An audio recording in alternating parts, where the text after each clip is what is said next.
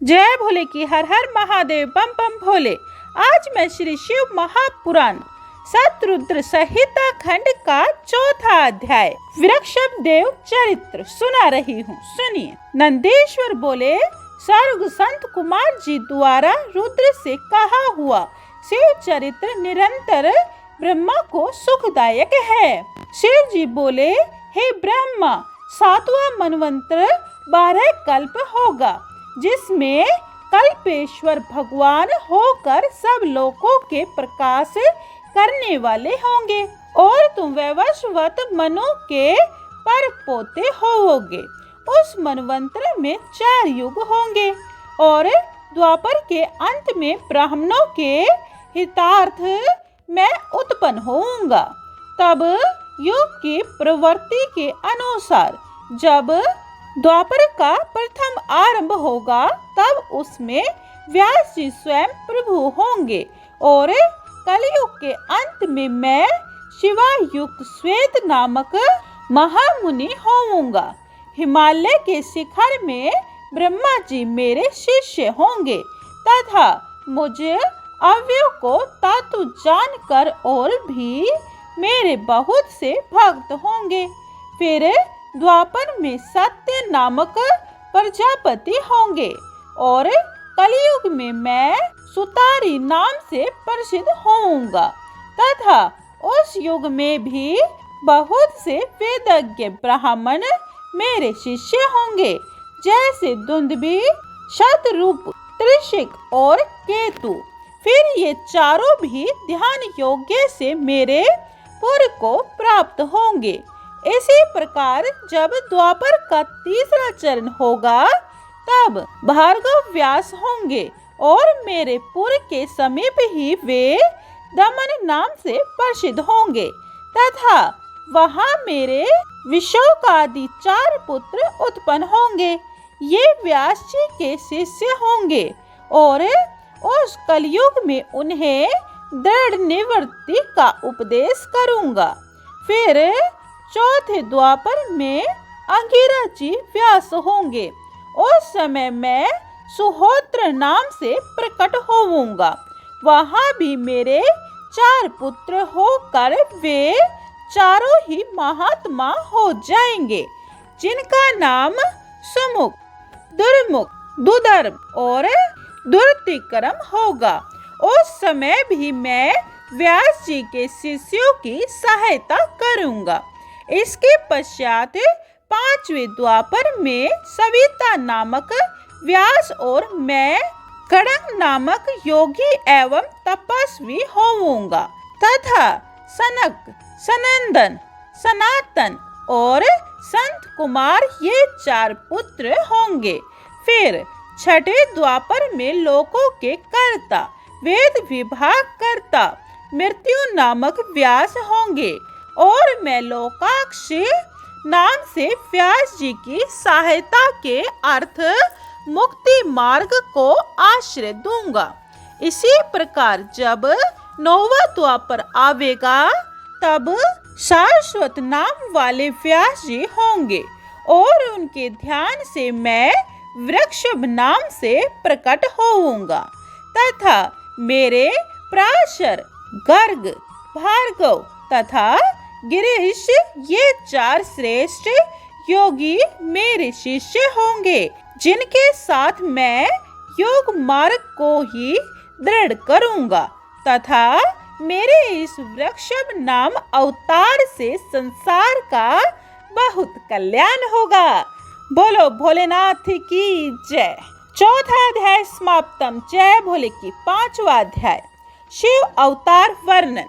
सुनिए। शिव जी बोले, द्वापर के 10वें भाग में एक त्रिधामा नामक व्यास मुनि होंगे, जो हिमालय के उच्च शिखर पर भृंगु नाम स्थान में रहेंगे तथा वहाँ भी मेरे भृंगु, बलबंधु, नरामित्र और केतु श्रृंग नामक 4 तपोधन पुत्र होंगे।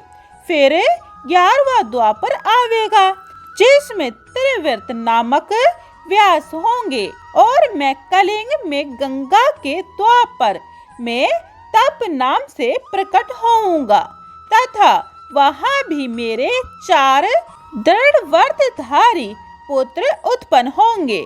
फिर 12 द्वापर आवेगा जिसमें सत तेजा मुनि व्यास होंगे और इस प्रकार द्वापर में व्यास जी के 28 अवतार होंगे और प्रत्येक कली के आरंभ में योगेश्वरों का अवतार होता रहेगा तथा उसके 4 पुत्र सर्वदा प्रत्येक अवतारों में होते रहेंगे। वे सब योग मार्ग में परिवर्तक और शैव अविनाशी होंगे। सभी सर्वदा शिव जी के भक्त शिष्य पशुपत व्रत करने वाले शरीर में भस्म लगाए रुद्राक्ष मालाधारी और ललाट पर त्रिपुंड लगाने वाले होंगे। ये सभी शिष्य धर्म में तत्पर वेद वेदांग के परगामी नित्य भामांतर लिंगार्चन करने वाले होंगे। इनकी सर्वदा मुझ में भक्ति रहेगी और ये योग द्वारा सदैव ध्यान व्यवस्थित रह जितेंद्रिय रहेंगे। जिनकी इन 2800 द्वापरों में कुल संख्या 112 होगी। यह मैंने मनु आदि से लेकर कृष्ण पर्यंत 28 युगों के क्रम से सब अवतारों का वर्णन किया। इन सब के अंत में जब कृष्ण देव पन व्यास होंगे तब ये श्रुतियों सहित ब्रह्म लक्षणों से युक्त वेदांत शास्त्र का वर्णन करेंगे। ब्रह्मा जी से ऐसा कहकर उनके देखते देखते शिव अंतर ध्यान हो गए। 5वां अध्याय समाप्तम। जय भोले की। 6वां अध्याय नंदकेश्वर अवतार। सुनिए। संत कुमार जी बोले, नंदेश्वर जी, शिव जी के अंश से आप कैसे उत्पन्न हुए तथा परम गुह शिव तत्व को आपने कैसे जाना? नंदेश्वर बोले, संत कुमार जी, अब आप सावधान होकर वह सुनिए कि किस प्रकार मैं शिव जी का अंशज हुआ। एक समय जल पुत्र की कामना से शिलाद ऋषि शिव जी का तप और ध्यान करते हुए शिवलोक को प्राप्त हुए। तब देवताओं के प्रभु इंद्र उनके तप से प्रसन्न हो वर देने के लिए उनके समीप गए और कहा, वर मांगो। इस पर इंद्र को प्रणाम कर अनेक स्तुतियों से उनका आदर करते हुए मुनि शार्दुल शिलाद हाथ जोड़कर बोले कि यदि आप मुझ पर प्रसन्न हैं तो मुझे अयोनिज तथा मृत्युहीन पुत्र दीजिए। इंद्र ने कहा, मृत्युहीन तो कोई नहीं होता, हरि ब्रह्मा आदि भी तो मृत्यु वाले ही हैं। हाँ, यदि देवेश्वर रुद्र प्रसन्न हो जाएं तो वे अयोनिज मृत्यु रहित तुझे दे सकते हैं। इंद्र उस ब्राह्मण से ऐसा कह देवताओं सहित अपने लोक को चले गए। तत्पश्चात शिलाद ने ब्रह्मा जी की आराधना की और 1000 वर्ष तक घोर तपस्या की। उसके शरीर पर दिमको ने मट्टी चढ़ा दी। तब शिवजी ने उसे अपना रूप दिखलाया। देवताओं के अधिपति ने उसे वर देने को कहा, परंतु समाधि में लीन शिलाद को उनकी वाणी सुनाई ही न पड़ी। शिवजी ने अपने शुभ करों से स्पर्श किया, तब उनकी समाधि टूटी। नेत्र खोलकर देखा तो उमा सहित शिवजी समक्ष ही खड़े थे। वह उनके चरणों पर गिर पड़ा और स्तुति करने लगा। भगवान शंकर ने कहा, मैं वर देने आया हूँ। मैं तुम्हें सर्वज्ञ और सर्वशास्त्रों में प्रांगत पुत्र देता हूँ। शिलाद ने गदगद कंठ और सजल नेत्रों से हाथ जोड़कर कहा, महादेव जी, आप मुझ पर प्रसन्न हैं और वर देना चाहते हैं, तो अपने समान ही मृत्यु रहित तथा अयोनिज पुत्र दीजिए। त्र्यंबक शंकर जी ने कहा, एवं वस्तु कह शिव जी अंतर्ध्यान हो गए। शिलाद ने अपने स्थान में जाकर सब वृंतांत ऋषियों से कहा, फिर यज्ञ के लिए आंगन खोदने लगा। फिर उसी समय उसकी आज्ञा से मैं उसका पुत्र रूप होकर प्रलय अग्नि के समान देदीप्यमान होकर प्रकट हुआ। देवताओं ने फूल वर्षाए, ऋषियों और गंधर्व आदिकों ने गुणगान किया। संपूर्ण ब्रह्मादिक देवता अपनी स्त्रियों सहित विष्णु, शिव और अंबिका आदि उस स्थान पर आए। अप्सराएं नाचने लगी और सब प्रसन्न हो मेरी लिंग मूर्ति स्थापित कर पूजा करने लगे। फिर शंकर पार्वती भी पधारे। मेरे पिता शिलाद ने मुझे 3 नेत्र वाला चतुर्भुज और जटा मुकुटधारी बालक देख बड़ी प्रसन्नता प्रकट करी। सभी ने प्रणाम किया। तब शिलाद ने यह कह कर कि सुरेश्वर, तुमने मुझे आनंद दिया है, इस कारण तुम्हारा नाम नंदी हुआ।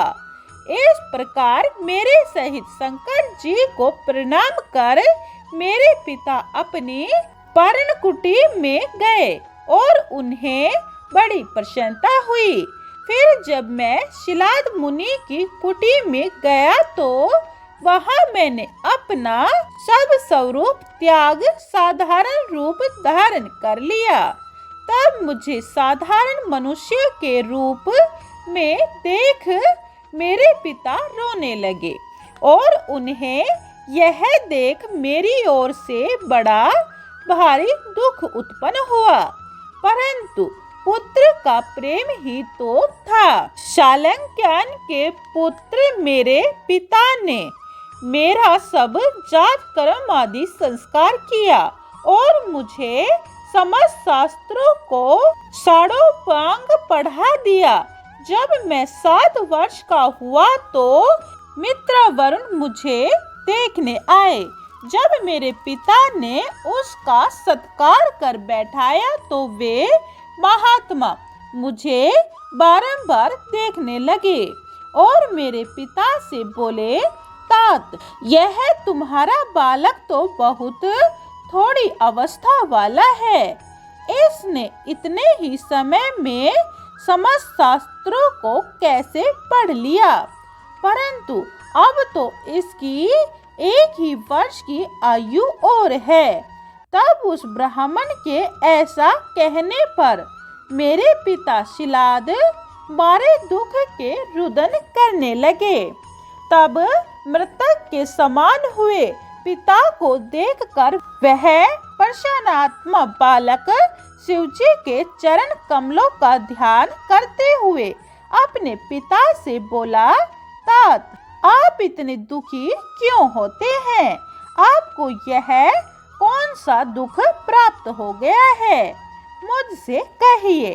पिता ने कहा, मैं तुम्हारी अल्प आयु से दुखी हूँ, मैं किसकी शरण में जाऊं? पुत्र बोला, मुझे देव, दानव, यक्षराज, काल तथा मनुष्य कोई भी नहीं मार सकता। पिताजी, मैं आपकी शपथ खाकर कहता हूँ, यह मेरा कहना सत्य है। पिता बोला, पुत्र, तुम्हारा कौन प्रभु है कि जिसकी तपस्या से तुम मेरे इस कठिन दुख को दूर कर सकते हो? पुत्र ने कहा, पिताजी, मैं तप से या विद्या से ही मृत्यु को भगा दूंगा। केवल शंकर के ही भजन से ही मैं मृत्यु को जीतूंगा, इसमें संदेह नहीं है। ऐसा कह अपने पिता को प्रणाम और पर दक्षिणा कर मैं नंदी एक महावन की ओर चला गया। छठा अध्याय समाप्तम। जय भोले की। सातवां अध्याय नंदीश्वर अवतार वर्णन। यह आप अगली वीडियो में सुने। जय भोले की। हर हर महादेव। बम बम भोले। अगर आपको हमारी वीडियो पसंद आई हो तो लाइक शेयर और सब्सक्राइब जरूर करें। जय भोले।